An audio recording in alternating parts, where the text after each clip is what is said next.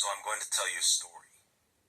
Some of you will believe this to be history, and some will believe this to be a fairy tale.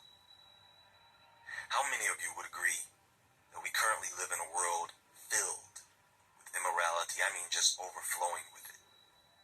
Look at our sexuality, the porn industry, entertainment, the drug industry, the food industry, the technology, the weapons.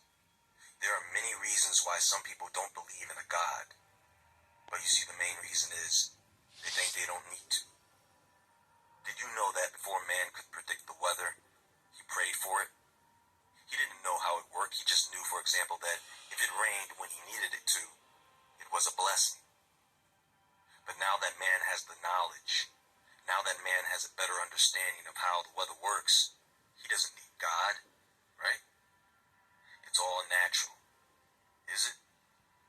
Is it really? Now, there are many ancient writings and artifacts that have made it into our library of knowledge about the world we live in, and the Bible is one of them. Whether you believe it to be true or not, it is part of our world history, and it is very significant. And along with that, there is a book that may help to fill in the blanks about who we once were and who we are today, if you bother to look. And that, my friends, is, in the words of Rod Serling, submitted for your perusal. The Book of Enoch.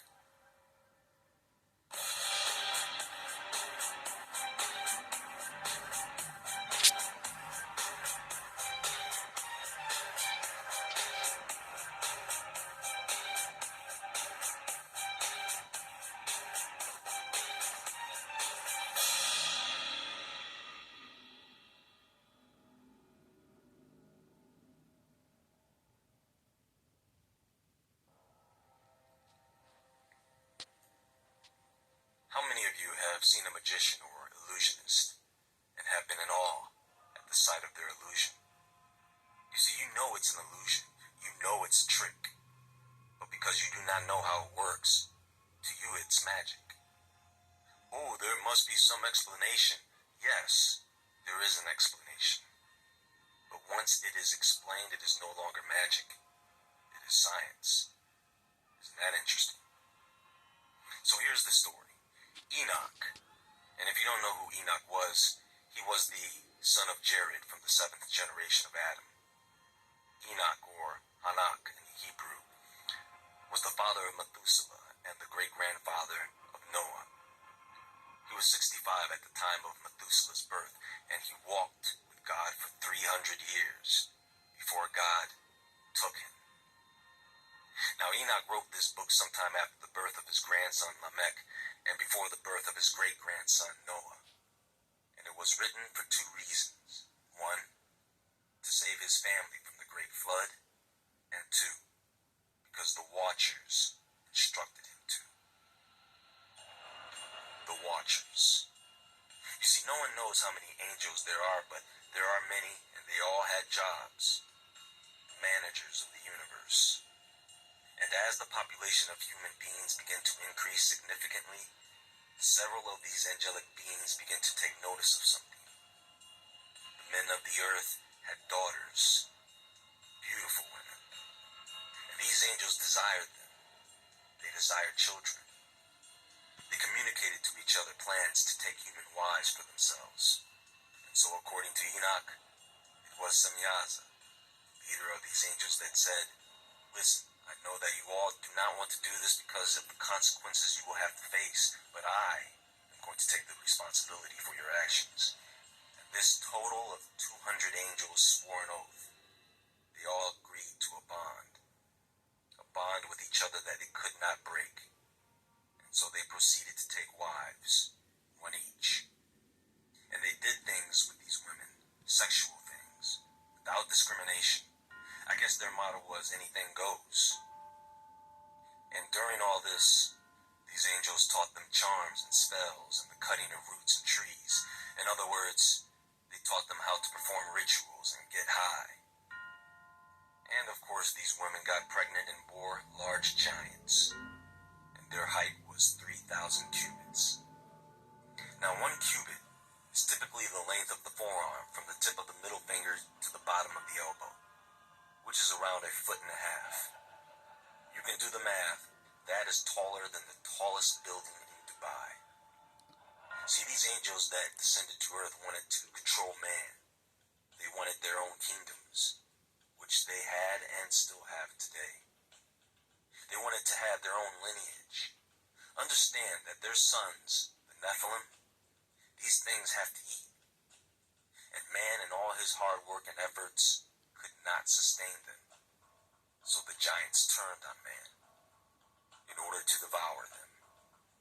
They turned on the animals and did only God knows what to them. They eventually turned against each other. They cannibalized each other. Also during this time, one of the angels that descended, Azazel, began to teach man how to kill.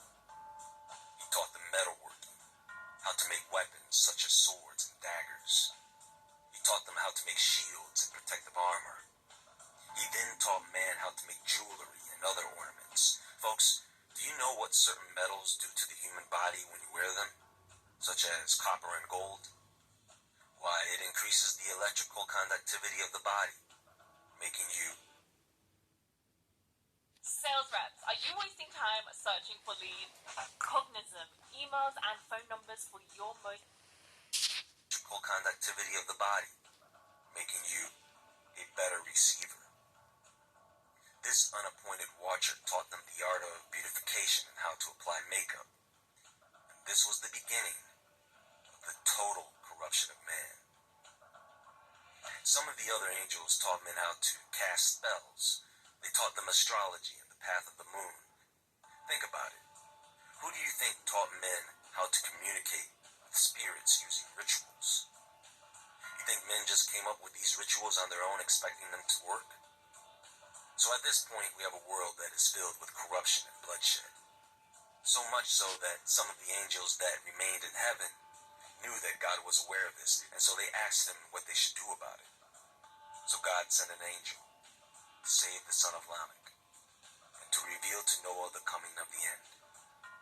He then instructed Raphael to bind the hands and feet of Azazel and throw him into darkness, covering him with jagged stones in the desert of Dudal, which is believed to be east of Jerusalem, but no one is certain, especially since the world after the flood would be much different. God then sent Michael to inform Semyaza and the others that they would have to stand by and watch their children kill each other off. And once they witnessed the destruction of the Nephilim, these angels were to be imprisoned for 70 generations in the hills of the earth. Then came the Great Flood. So fast forward to today, the question is, if these accounts of Enoch were true, is there any evidence that exists to support it? You see, a fossil, well, most fossils, are formed when a plant or animal are suddenly buried beneath water, mud, and silt. This is why you don't see fossils that are recent. Are you with me so far? If you've been paying attention, you know that the number of giant skeletons that have been found as of today is in the thousands. Are they all a hoax? These discoveries have been going on since the early 1900s, and they are not found in just one place, no. They are everywhere. First off, folks, let me tell you something. When I say something is millions of years old, I am only reporting data from the scientists who determine these dates. It does not mean that I agree. I know better. You see, there are various methods to determining the age of a fossil. Unfortunately, the older something is, the less accurate the dating. And these dating methods are based on assumption. They assume uranium-238 has a half-life of about 4.5 billion years, based on a standard that was created back in 1971.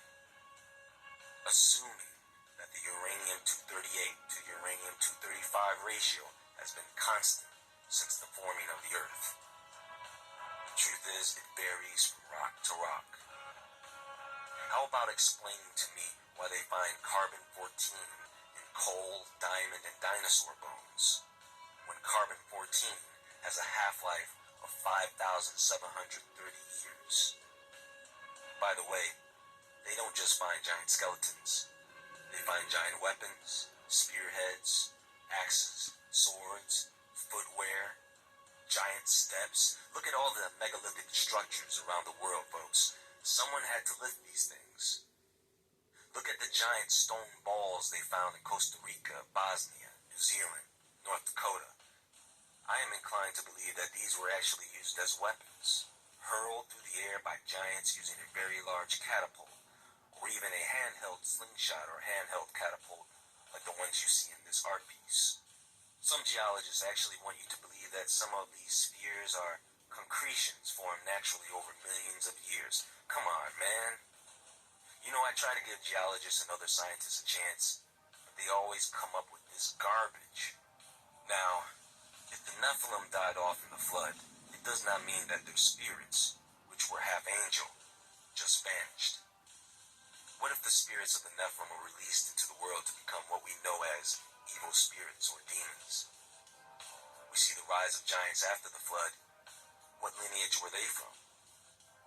Of what lineage were the six-fingered, six-toed, red-haired giants of North America, the Kandahar giant of Afghanistan? Of what lineage are all the polydactyl celebrities and athletes? And I'm talking about people who are quite famous today.